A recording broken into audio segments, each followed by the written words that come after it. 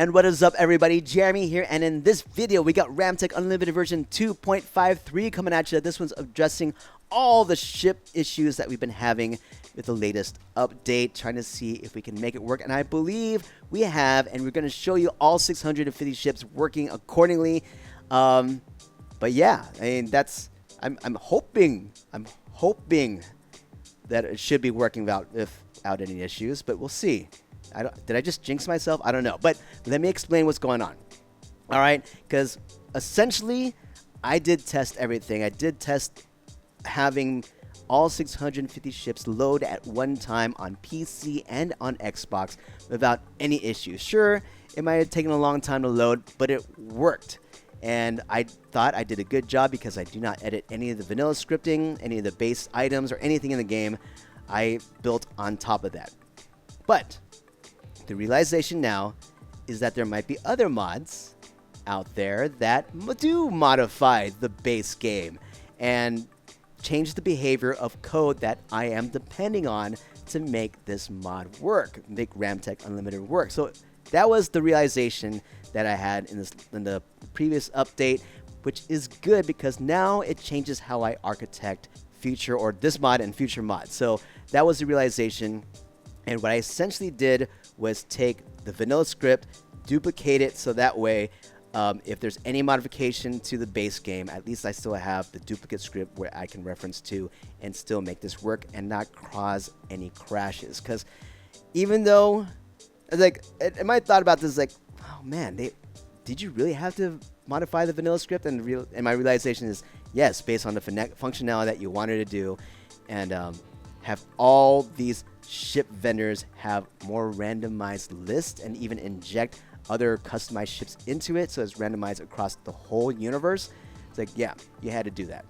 There's no way around it. And it's a great mod. It's a great mod. So I do have it installed in this testing, in this latest update, so I can test it out.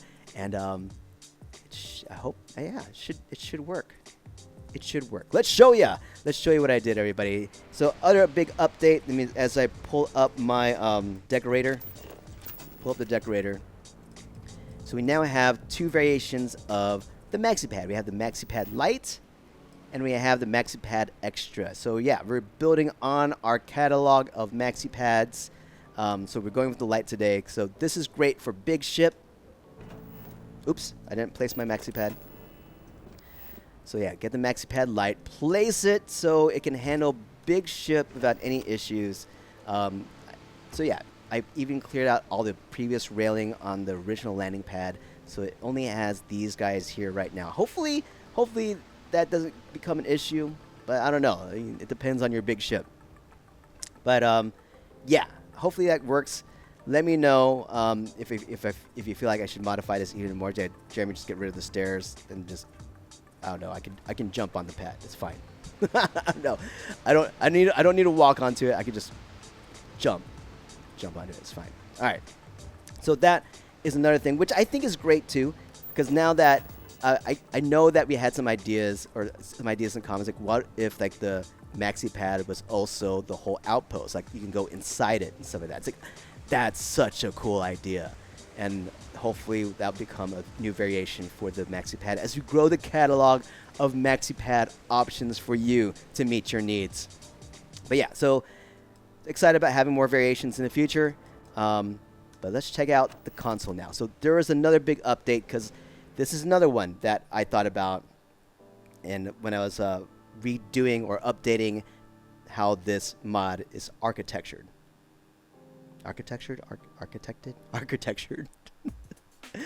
So, in the previous update, all the ships would have been loading right now, right? And all 650 ships would be loading. I changed that because that creates a memory spike that could create instability of just having a bunch of ships load at one time. So what's happening now is that I'm going to this category. I'm going to click on my favorites, the favorite category. So FYI, think of all these categories as its own vendor. So that should open up your mind to like how this mod works. So I click on favorites, it starts loading the ships, and then it puts it in. So that's how the new update works. it loads up the ships only when you click on that category. So that should help with a lot of issues or potential issues when you're trying to load up over 600 ships at one time. I did add the Highlander, the Trader Highlander 3 to the favorites. I also added, what was it? The Crossbow. Added the Crossbow 3 to the ship to the favorites list as well. As we go dig deeper, same thing happens for all DLC ships that are being dynamically brought in. You still need to have the DLC in order to work. It has that big asterisk there. So if I load in Falklands, it loads the ships, and then it places it, shows it for you. So yeah, that's cool.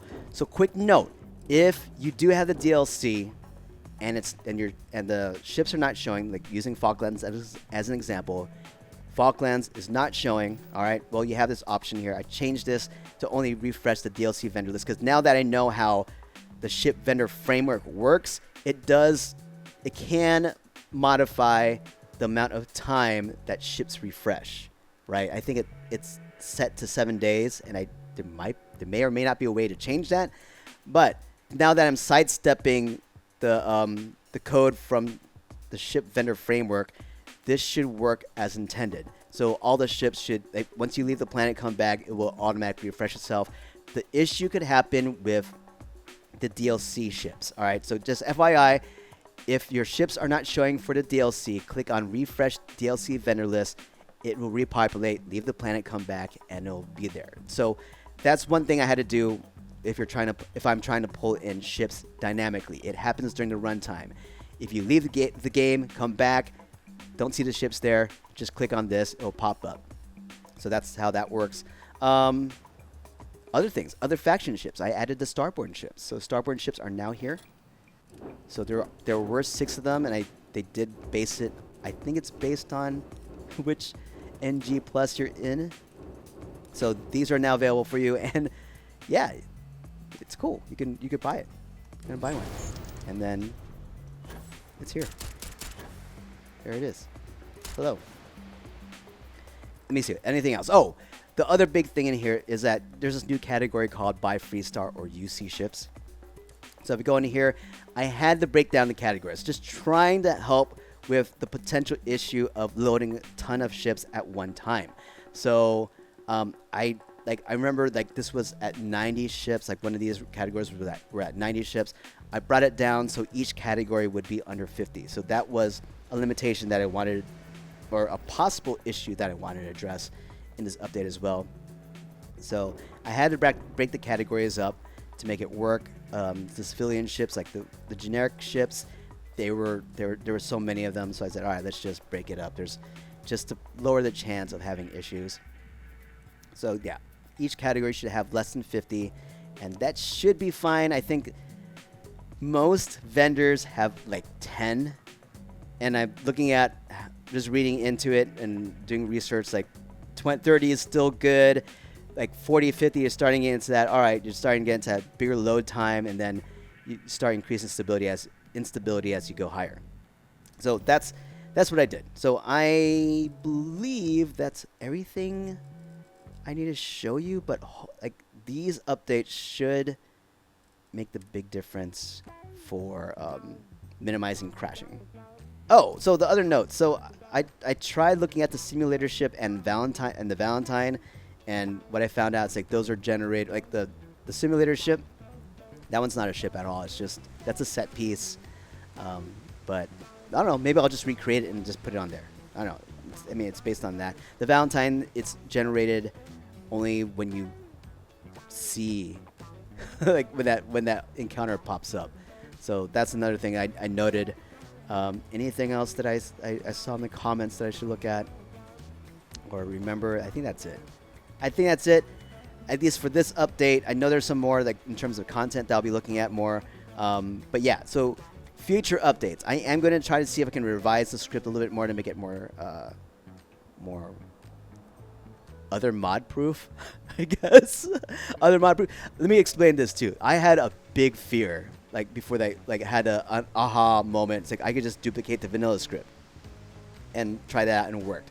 My fear was like, do I have to patch for every single mod that could be affecting mine? It's like that does not sound like a fun task to do. So when I had that moment, I was like, wait, I could just duplicate the script and have my own little like alternate universe where if anything modifies the base script here, at least the script still exists that I can use and still depend on. Yeah, it really scared me. But other than that, guys, thank you so much for watching. If you like this video, don't forget to hit the like button. Don't forget to subscribe to our YouTube channel, as everything does help out. Special thank you to patrons and supporters. Without you, we just wouldn't be doing what we're doing, so thank you once again. And if you'd like to support me even further, check out my brand new channel called J Ramos Works Creative. Trying to work to build that up to 1,000 as well. And yeah, some cool stuff there. Check it out. And if you have any questions, please let me know. We'll see you in the next one, guys. Peace out.